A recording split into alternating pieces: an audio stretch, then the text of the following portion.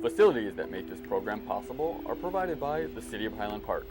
Programs are produced independently by members of the community. The City of Highland Park is not affiliated with the following program or the producers of public access programming and is not responsible for the content. The following program does not reflect the opinions of the City of Highland Park.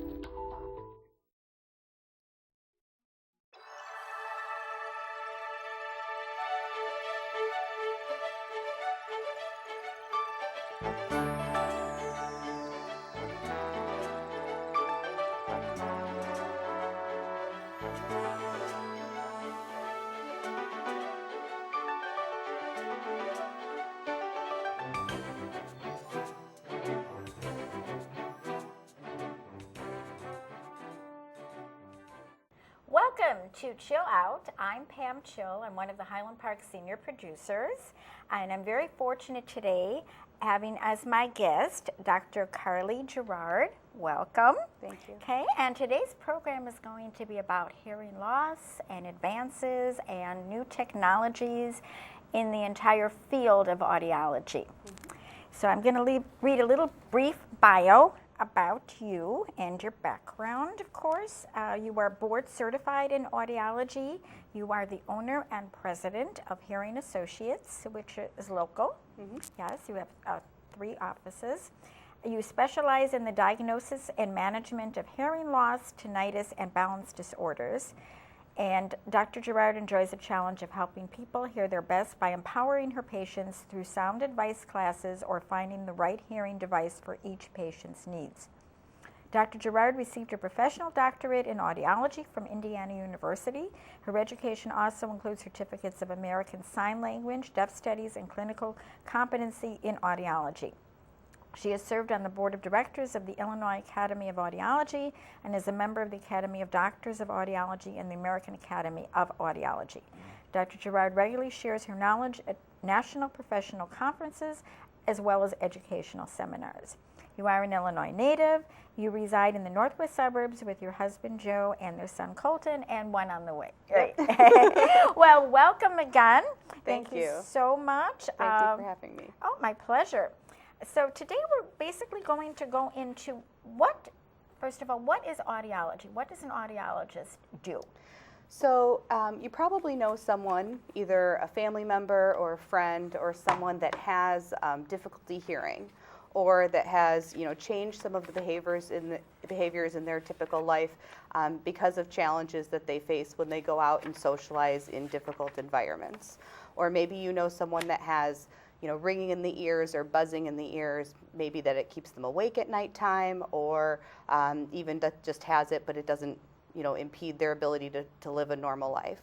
Those are the types of patients that I help. So those are the patients that I see every day in my office, and we treat them for, we diagnose them if they have a hearing loss with the ringing or buzzing in the ears, even some balance disorders, and we provide, treatment and rehabilitation for those individuals. What would you define as an early signs of hearing loss?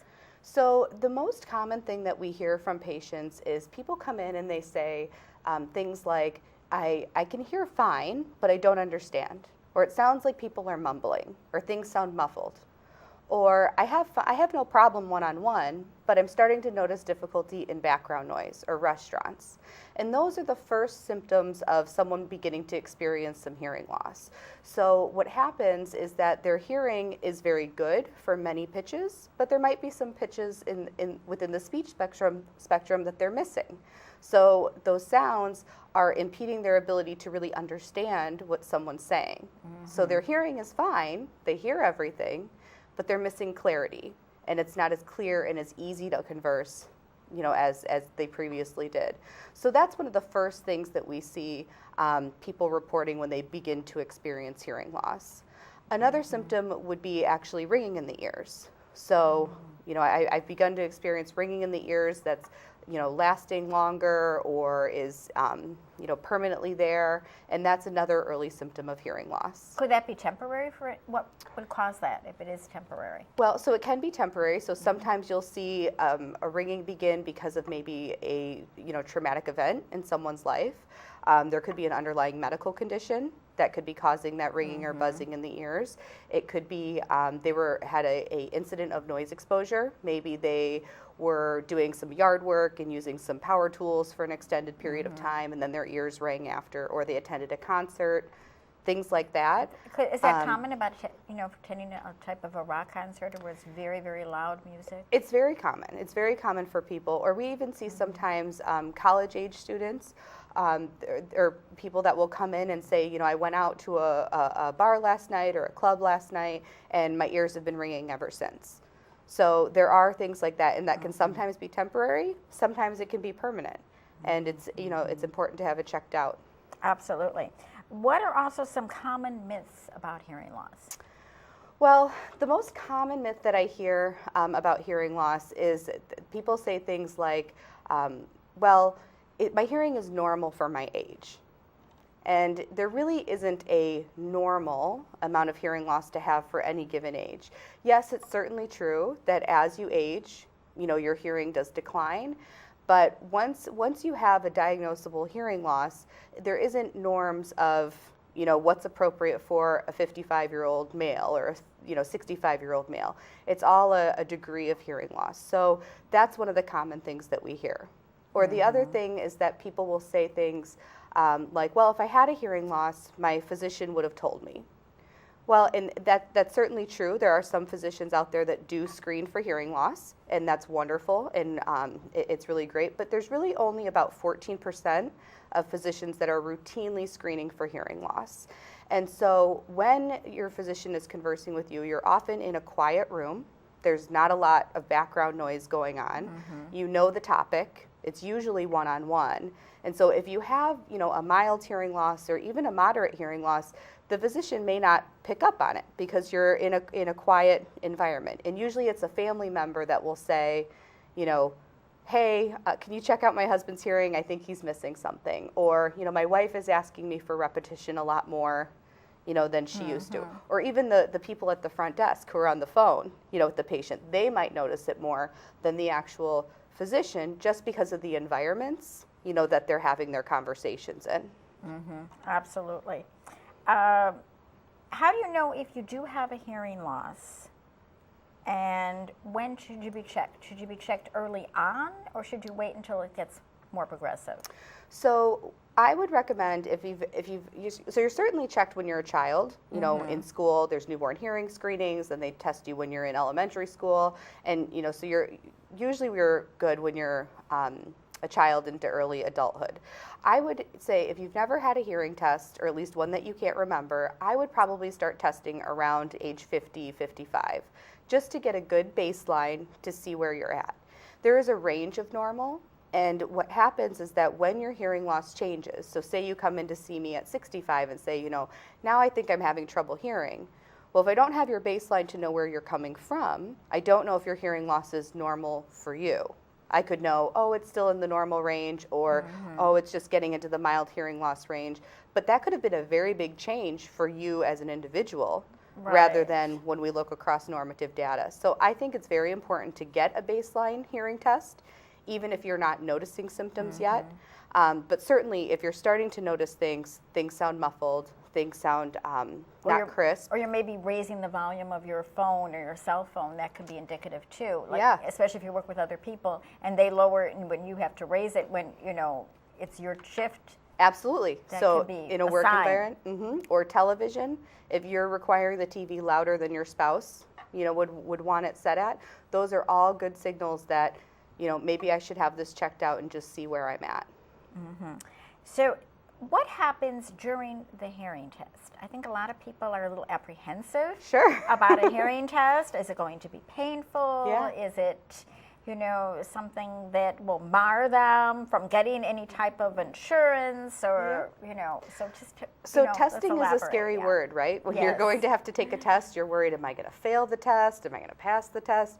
And so really, in my office, we try to refer to them as hearing evaluations, because really we're not looking for, you passed or you failed. We're just looking for where are you at, and what areas might you need assistance, or what areas are you doing really well in. So a hearing evaluation is not anything that's painful. It's nothing that hurts. Really what it is we have you go into a soundproof booth. And there are quite large ones, so if you are concerned about small spaces, usually there's one in the office that's pretty big, so you don't need to be concerned about that. We put some earphones into your ears, and then we measure each ear specifically what tones you're able to hear, so from low-pitched sounds up to high-pitched sounds. We measure speech understanding, so when presented at a loud enough level for you to hear all the speech sounds, are you understanding all the words that you should be? We do testing in background noise. Because it's often very easy to hear in a quiet environment. Yes. But when you go to a restaurant, when you go to a group situation, those are the areas that sometimes people have trouble, even if they don't have trouble in quiet. So we do a background noise test to see how well you're understanding there. Then we do further testing of the function of the middle ear system, so how your eardrum's moving to check for fluid, maybe buildup of pressure, things like that. And some of the muscles that should be contracting in your middle ear. All of that is just, we put a little probe in your ear and you feel a puff of air, no more than what you feel when you go up on an airplane. Mm-hmm. Alrighty, well, it doesn't sound, that traumatic, I No. guess. Okay, how do you know if sounds are too loud to protect your hearing? So the easiest rule of thumb that I tell people, because it's really hard for someone to know, is this at 85 decibels? Right, Is this I mean, 100 decibels? right. How loud is this sound? Absolutely. So what I tell people is that if you're doing something and someone, in order for them to even get your attention, has to raise their voice. If they have to shout to be able to get your attention, that's too loud. And so that's the easiest rule of thumb that we can come up with. So your basic, lawnmowers, weed whackers, most lawn equipment in general, or even, saws. I have a lot of patients that do woodworking and things like that. All of that equipment is louder than what's a safe level to be listening to for extended period of time. So you always have to consider how loud something is, but also how long you're doing it for. So, for example, a blow dryer. A blow dryer is loud enough that if you're listening to it for extended periods of time, could potentially cause hearing loss. Really? Oh, So we this see is this. something we do every day. Yes. We blow dry our hair. And so yes. we see hairdressers, that come in that sometimes have hearing loss from being around the dryers all the time. But if you're only blow drying your hair for, 5 minutes a day, that's not really enough time to cause any trouble. Mm-hmm. So it really has to do with how loud something is and then how long you're exposed to it before it's going to, cause some hearing damage. Mm-hmm.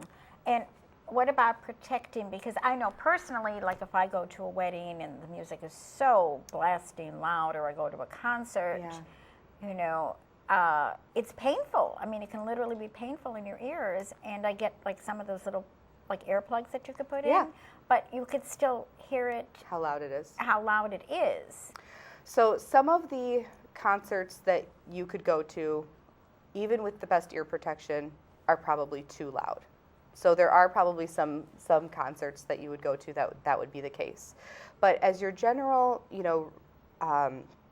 guideline, for when you're going out and listening to music, is, using ear protection. So either the foam, just that you can get at the drugstore, you roll them up. Yes. The most important thing is making sure they're properly inserted.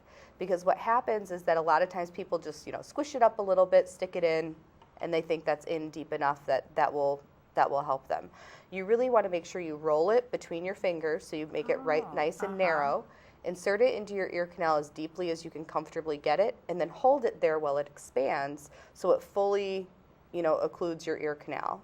When the earplug is in, it shouldn't really go past your tragus, which is this piece, right here. Mm-hmm. So when you drive by and you see people doing lawn care, for example, and they have orange things sticking out to here, those aren't in deep enough to really be effective. So you want to make sure they're properly inserted. Okay. People ask all the time, what's the best noise protection for me to use? And really the answer is whatever you will use consistently and reliably. So if you have maybe very small ear canals and getting those foam plugs are very, very hard for you to get in, then you should either consider getting custom ones done. So there's custom molds. We can make an impression of the ear so that you can insert the mold. Some of them have filters that can be changed out for different levels of noise that you might be exposed for. Those are typically for musicians or people who really enjoy music. That's their line of work, and actually, of course, don't want to suffer any hearing loss. Yes. Or the muffs, that go over your ears. Right. That's so, for example, my husband, on our lawnmower, on his tractor, I just have a pair of muffs hanging there because I had asked him many times to wear his ear protection, and he'd always forget. Oh, I forgot. I was out on the lawnmower before I remembered. So I just bought a pair of muffs, hung them on the steering wheel, and now every time they're on the steering wheel, puts them on, before he goes out. Perfect. So just coming up with a solution that allows you to be consistent and reliable is the best choice. Okay, what are some of the hearing technologies available today for people with hearing loss? So just running the gamut, price points, maybe, what is covered, what non-covered. Yeah, so there's a big range of technologies that are available now for management of hearing loss. So there are things that are, on the very basic end. You talked about price points, so things that are very basic. You can get things like personal sound amplifiers that are just devices that are over the counter. You put them in your ear, just has a basic volume control. They're really not meant for the management of hearing loss, but if someone is just having a little bit of difficulty, sometimes those are a solution for someone. There are amplified phones that just make sounds louder, so you can really control the phone. Excuse me. Sorry. Both landline and cell phone then? Yep, there's options for both of them. And actually, in the state of Illinois, there's a free amplified telephone program for anyone who has hearing loss. So what you need to do is have a hearing evaluation, a documented hearing loss from a doctor of audiology or from a licensed physician. They can sign off on it. You send the paperwork in, and they send you a voucher in the mail to get a free amplified phone. Very good. There are different avenues to do that. Now, going back to the technologies, now let's say we want to do something that is more efficient and something that will really fine-tune your hearing. Then what would we be talking about? So then we're talking about a more traditional hearing aid, and that's obtained typically through a hearing care professional, a doctor of audiology. So hearing aid devices that are available today, there's ones that go behind the ear, there's ones that go in the ear, there's different styles that are available. What are the advantages, one as opposed to the other? Because I do see both, among, a lot of people. So really the type of hearing loss that you have, the degree of hearing loss that you have, how much wax you produce. If you are someone that you have dexterity problems, that's going to dictate what level of technology is going to be appropriate for you. Those are the things that would really determine what type of hearing aid, as far as what it looks like, should be in your ear. So in hearing aid technology today, there's different things. There's directional microphones, there's noise management. Some hearing aids have Bluetooth that can directly connect to a cell phone or a TV device to send the sound from the TV directly into your hearing aid. Oh, that's good. So there's lots of options, that are available there. The other things that would be available would be, for example, a hearing loop. So there's things. I heard about that. What exactly does that entail? So a hearing loop is actually a copper wire that's installed around the room of typically a large gathering area. So it could be a place of worship, it could be a theater. Lincolnshire Marriott Theater has one installed. It could be just a large gathering space. And what happens is that when you wear a hearing aid that has a telecoil in it, you can walk into that environment, push a button on your hearing aid to access your telecoil, and then anything that's getting broadcast over that copper wire goes directly into your hearing aid. So it sounds like the person speaking is going directly from the microphone into your ear. So it eliminates any background noise, it eliminates any distance, any reverberation in the room, so that it's much easier and clearer to be able to hear and understand what the person is saying. Okay. Is that considered a digital hearing aid? Yes, so digital hearing aids are really the only hearing aids that are available now. So they used to be analog hearing aids, and now they've moved to digital hearing aids. And so yes, those would be digital.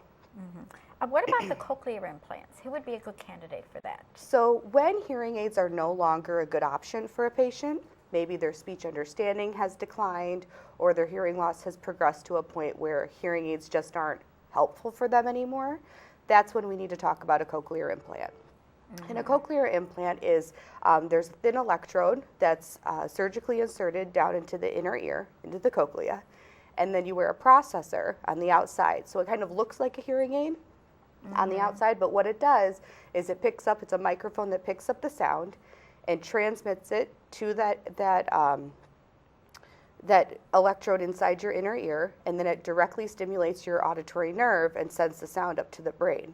So that's a way that when hearing aids are no longer a good option, that we can get transmission to the inner ear and really help improve someone's quality of life. Oh, that really sounds very good. I mean, I've heard it done. How long does it last? Does it need to be changed or evaluated after a period of time? Or? Well, so your audiologist would continue to evaluate the internal device when you come in by running some tests on it, but the processor on the outside can be changed. So as technology gets better, right? Because there could be something the next year that with technology happening. You can take as technology improves, each manufacturer has guidelines of when they'll replace your processor. You can get a new processor to use so you can take advantage of that new technology. Okay, and what would be some causes of infection or tinnitus, or what would be different things that would, just water? I mean, could it be like swimmer's ear or going to the hairdresser? I mean, what would be some common causes of hearing some loss? type of a hearing loss? So that's a great question, and that's exactly why when you start to experience a hearing loss, the first thing to do is go in and have an evaluation done. So it can be wax, just cerumen, wax buildup inside the ear canal. And how is the best way, other than the Q-tip, which I hope people have thought of other ways what to do with the Q-tip, because obviously you're not going to be putting it in your ear. Right. So that's everyone's favorite question is, how do I clean my ears if I'm not supposed to use a Q-tip? Right. So your ear canal is actually a self-cleaning mechanism. So the skin inside your ear canal actually grows out from your eardrum to the outer part of your ear, and it helps the wax, the dead skin cells and things like that kind of migrate out of your ear and fall out of your ear naturally. So you really don't need to be putting anything down in your ear canal to clean it routinely. The times that you start to run into trouble is maybe if you are putting something in your ear, that certainly packs it down. If someone has a very sudden change in their life, maybe they were in the hospital or something like that, and they weren't moving their mouth as much as they used to, so jaw movement really helps that wax migrate out of the ear. So if you are now not speaking and not moving and not as active as you used to be, that's going to affect it from getting out the way it's supposed to. It could be that as you get older and your ear canals actually tend to narrow, so it doesn't migrate out as easily, or you wear maybe hearing protection or hearing aids where you're putting something in your ear is actually pushing it in, deeper. So in those scenarios, the best thing to do is routinely see your, doctor of audiology or your primary care physician to have that wax removed in the office. And what is the safest procedure of removing the wax? By a physician or an audiologist.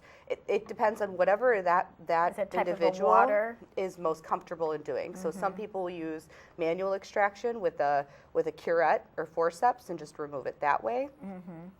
There's irrigation if you have a healthy ear canal and there's no sign of trauma to the eardrum or anything like that. You've never had a hole in your eardrum. You can send some water down into the ear canal to rinse it out. Or some physicians will use, usually ENTs will use suction. So they'll suction it out and vacuum it out. And whatever the professional is most comfortable in performing is really the best option.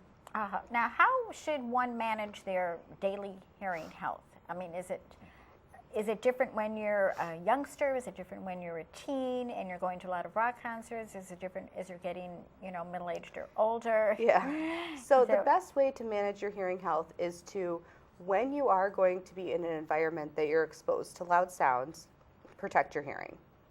So wear earplugs, when you're in those very loud environments. wear the earmuffs when you're doing your lawn care, things like that. But the other thing is just to keep your body healthy. So anything that affects blood flow in your body can affect your hearing. Your cochlea, your inner ear, is bathed in blood. And so keeping that blood healthy is really what's important to keeping your hearing healthy. So trying to avoid, diabetes, high blood pressure, high cholesterol. There's thyroid disease, can contribute to hearing loss. So keeping yourself as healthy as possible. Is it hyper or hypo? Hypo. Okay. And then also smoking, quitting smoking, things like that. Because smoke, as the oxygen levels go down in your blood, it deprives your inner ear, of rich oxygenated blood, and then can cause damage to those very, very fine structures that are in there. That's very good to know. As far as what do you see on the forefront, on the horizon? Because technology, I'm sure there are many manufacturers all doing different works with, hearing aids and the process, and this is something that's not just, it's worldwide, obviously. I don't know how much of it, though, how many people, depending on their nations, or I'm sure, Europe is very sophisticated as far as we are, or...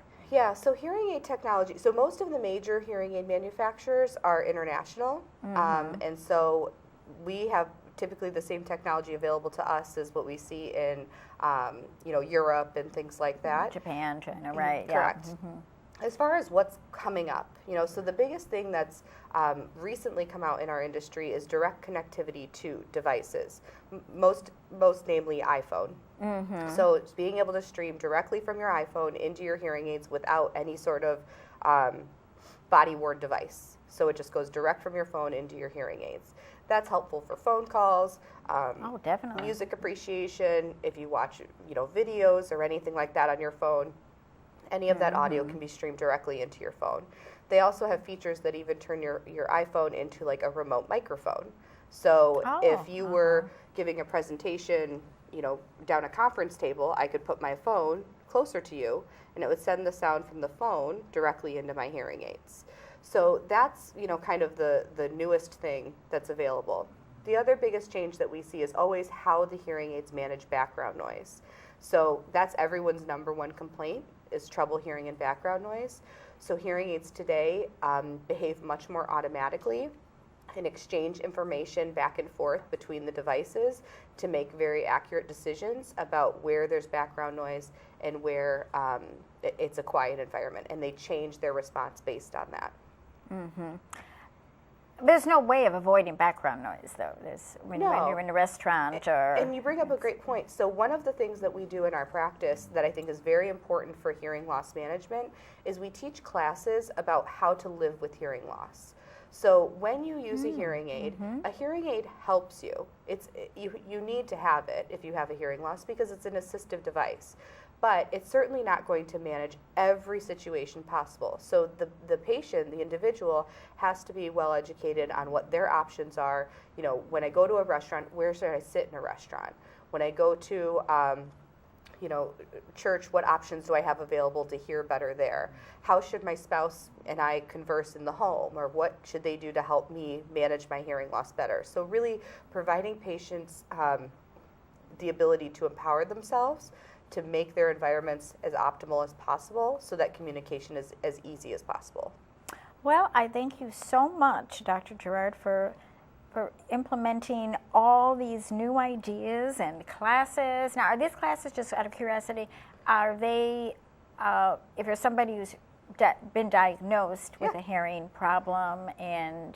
There are complimentary classes in our office to anyone, and we actually encourage patients to bring their family members with, because the family members are often the support system, for managing the hearing loss. Absolutely, and especially if you have, people out there who are kind of in denial. We talked about it earlier in the show, and it's a supportive atmosphere as well for people who think they're the only ones, and they're kind of missing so much, not doing that. Well, thank you very, very much for appearing on the program. Well, thank you. And the opportunity to hear all about hearing and the latest technologies. Great, thank you so much for having me. Thank you very, very much.